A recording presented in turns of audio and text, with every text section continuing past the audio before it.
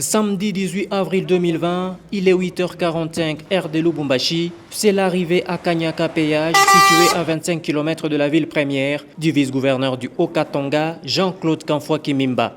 Le numéro 2 de la province du Haut-Katanga est de pêcher sur place pour apaiser les esprits surchauffés de transporteurs qui s'inquiètent de tracasseries au niveau du péage Kanyaka. Très tôt matin, nous avons appris qu'il y a eu des remous au niveau de péage Kanyaka. Et l'Excellence, Monsieur le Gouverneur, nous a dépêchés ici pour venir voir ce qui se passe réellement.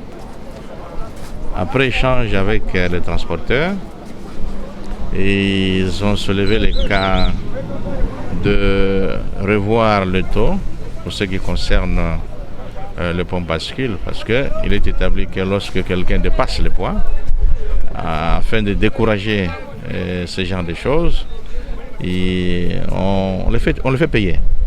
C'est pour que les gens puissent transporter la marchandise selon le poids qui est requis.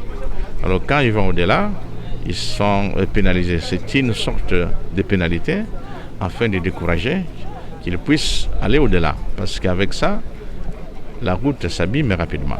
Séance tenante, l'envoyé spécial de Jacques Kiaboula Katwe à Kanyaka a échangé avec une délégation restreinte de ses transporteurs en présence de la commissaire provinciale en charge du transport. Après les avoir écoutés tous attentivement, Jean-Claude Kamfwa Kimimba les a appelés au calme et à la discipline en attendant la solution de la hiérarchie la semaine prochaine.